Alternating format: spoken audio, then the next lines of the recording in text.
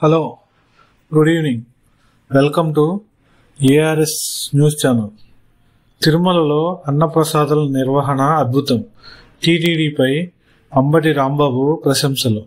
మాజీ మంత్రి అంబటి రాంబాబు తిరుమల అన్నప్రసాదాల రుచి, పరిశుభ్రత, నాణ్యాన్ని చూసి టీటీడీ అధికారులు మరియు ఈఓని ప్రశంసించారు.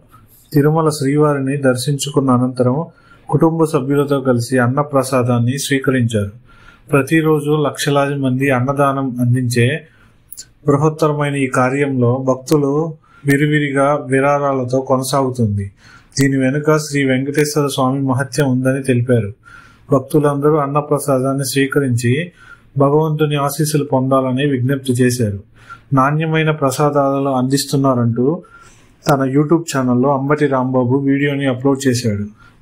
మాజీ మంత్రి అంబటి రాంబాబు రీసెంట్గా తిరుమలలో వెంకటేశ్వర స్వామిని దర్శించుకొని దర్శనం అనంతరం అన్నప్రసాదాలపై స్వీకరించి అక్కడ అంతా నిర్వహణ బాగుందని, అద్భుతంగా ఉందని, తిరుమల తరిగొండ వెంగమాంబ అన్న వితరణ కేంద్రంలో అన్నప్రసాదాలు రుచికరంగాను మరియు పరిశుభ్రంగా ఉన్నాయని కితాబిచ్చారు.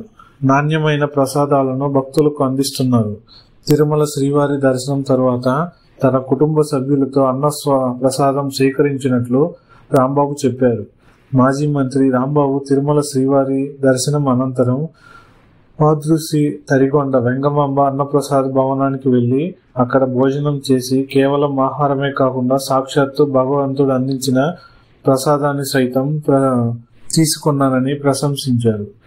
ఈ ప్రసాదం చాలా రుచికరంగా ఉందని, భవనాన్ని అత్యంత పరిశుభ్రంగాను మరియు ఎంతగా హైజీనిక్ గాను నిర్వహించినట్లు అధికారుల పనితీరును ఎంతగానో ఆకట్టుకున్నారు. ఇంతటి మహత్తరమైన కార్యాన్ని పాల్గొని ప్రసాదం స్వీకరించడం నాకు ఎంతో సంతృప్తికరంగా ఉందని తెలిపారు. ఈ కార్యక్రమాన్ని ఇంత గొప్పగా నిర్వహించడం ఎలా సాధ్యమవుతుందో అన్నారు.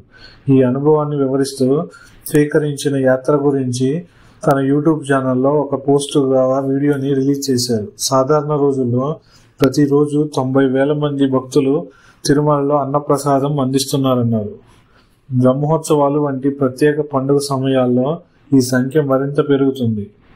అప్పుడు 130,000 నుంచి 140,000 మందికి పైగా ఎందరో మంది భక్తులు భోజన సదుపాయాన్ని కల్పిస్తున్నారు.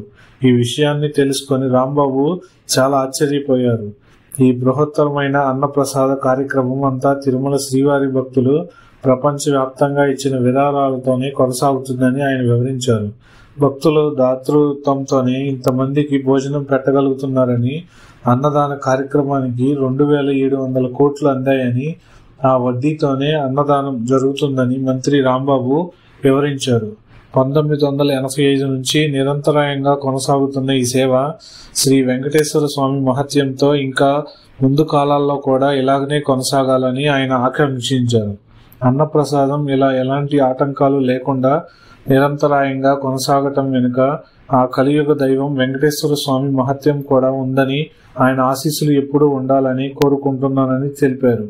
తిరుమల శ్రీవారి దర్శనానికి వచ్చే భక్తులందరూ వీలైతే ఉదయం అల్పాహారం, మధ్యాహ్నం భోజనం లేదా రాత్రి సమయంలో భోజనం ఏదో ఒక సమయంలో తప్పకుండా శ్రీవారి అన్నప్రసాదాన్ని స్వీకరించాలని, భక్తులు అందరూ స్వీకరించి భగవంతుని ఆశీస్సులు పొందాలని విజ్ఞప్తి చేశారు. ఈ అన్నప్రసాదం భక్తులకు దైవాశీస్సులతో పాటు మంచి ఆరోగ్యమైన భోజనాన్ని అందిస్తున్న టీటీడీ అధికారులకు మరియు ఈవోకు తన అభినందనలు కూడా తెలిపారు. Thank you for watching.